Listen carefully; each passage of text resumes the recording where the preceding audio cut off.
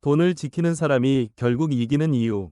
돈을 버는 것보다 중요한 것은 돈을 지키는 것이다. 사람들은 돈을 버는 방법을 찾느라 평생을 노력하지만 돈을 지키는 방법을 모르면 결국 모든 것이 사라지고 만다. 세상에는 돈을 잘 버는 사람은 많지만 돈을 잘 지키는 사람은 극히 드물다. 부자가 되는 과정은 단기적으로는 운의 영향을 받을 수 있지만 부자로 남는 과정은 절대로 운의 영향을 받지 않는다. 돈은 지키는 사람에게 남고 지키지 못하는 사람에게서 떠난다. 돈이 지켜지기 시작하는 순간 그 돈은 비로소 불어나는 힘을 갖게 된다. 돈을 잃지 않는 사람만이 복리를 경험할 수 있고 복리를 경험한 사람만이 진짜 부자가 된다. 사람들은 투자에 대해 말할 때 수익률을 이야기한다. 몇 퍼센트 벌었는지, 어떤 종목이 올랐는지, 어떤 타이밍에 들어갔는지 이런 것들만 이야기한다. 하지만 진짜 투자자들은 질문 자체가 다르다. 얼마 벌었냐가 아니라 얼마나 안전하게 돈을 지키고 있느냐를 묻는다. 왜냐면 돈을 잃는 순간 복리는 바로 사라지고 복리가 사라지면 부자가 되는 길도 사라지기 때문이다. 돈을 지키지 못하는 사람들은 공통된 특징이 있다. 돈을 버는 쪽에만 관심이 있고 지키는 쪽에는 관심이 없다. 돈을 벌 때는 공격적으로 행동하고 돈을 잃을 때는 감정적으로 행동한다. 이 감정의 회전은 사람의 자산을 빠르게 갉아먹는다. 사람들은 돈을 벌기 위해 공부하고 분석하지만 정작 돈을 잃는 이유는 대부분 감정 때문이다. 시장은 숫자이지만 사람은 감정이다. 숫자는 정직하지만 감정은 거짓말을 한다. 그래서 돈을 지키는 가장 중요한 원칙은 내 감정을 지배하는 것이다. 자산 방어의 핵심은 심리전이다. 돈을 지키는 사람들은 첫 번째로 돈의 흐름을 정확히 알고 있다. 얼마가 들어오고 얼마가 나가고 어디에 쓰이고 어디에서 누수가 생기고 현금 흐름이 어떤 패턴을 가지는지 자신의 돈에 대해 누구보다 깊이 알고 있다. 돈을 지키지 못하는 사람들의 특징은 자신의 돈을 잘 모른다는 것이다. 카드값이 얼마인지, 지출이 어떤 패턴인지, 부채가 어떻게 쌓이는지, 투자 비중이 어떤 구조인지 아무것도 모른다. 사람은 모르는 것을 통제할 수 없다. 그리고 통제되지 않는 것은 반드시 사라진다. 부자들은 돈을 지킬 때 가장 먼저 지출을 컨트롤한다. 하지만 지출을 억지로 줄이지는 않는다. 억지로 줄이는 지출은 오래가지 않기 때문이다. 부자들은 지출을 줄이려 하지 않는다. 단지 지출을 이해하고 구조화한다. 그리고 반드시 소비보다 투자 비중이 우상이 되도록 만든다. 지출이 나쁜 것이 아니다. 나쁜 것은 방향성 없는 지출이다.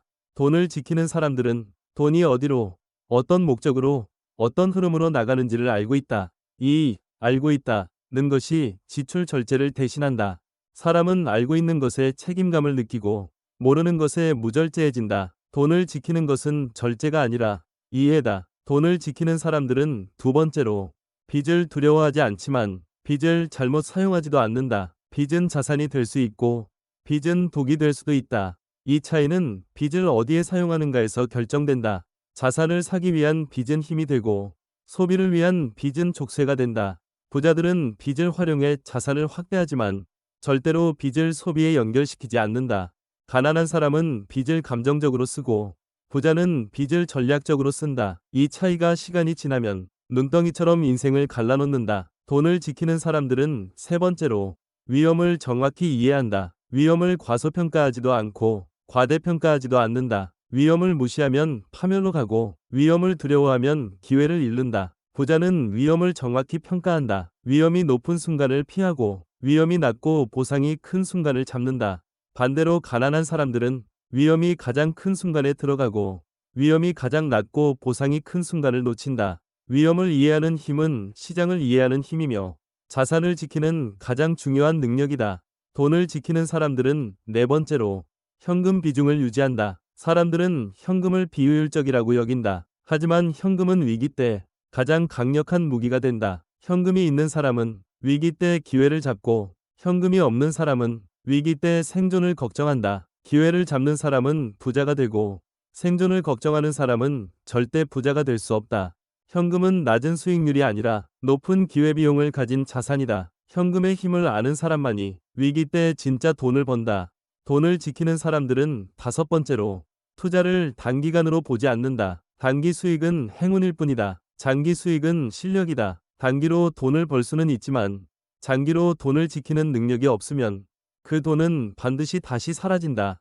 돈을 지키는 사람들은 단기 시세에 흔들리지 않고 장기 가치를 바라본다. 기업의 가격이 아니라 기업의 가치를 본다. 가격은 하루에도 수십 번 움직이지만 가치는 아주 천천히 변한다. 돈을 지키는 사람들은 가격이 아닌 가치를 기준으로 투자하고 가치를 기준으로 버틴다. 돈을 지키는 사람들은 여섯 번째로 감정을 통제한다. 시장에서 돈을 잃는 이유의 90%는 감정 때문이다.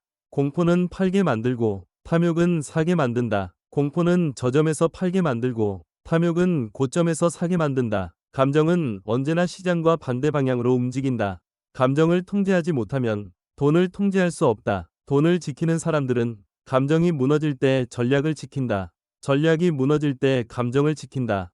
감정을 지배하는 사람만이 시장을 지배한다. 돈을 지키는 사람들은 일곱 번째로 절대 무너뜨릴 수 없는 기반 자산을 만든다. 이 기반 자산은 시장의 변동성에 상관없이 그 사람의 삶을 지켜주는 역할을 한다. 이 기본 자산이 있어야 사람은 흔들리지 않고 흔들리지 않아야 제대로 투자할 수 있다. 기반 자산 없이 투자하는 것은 뿌리 없는 나무가 태풍을 견디는 것과 같다.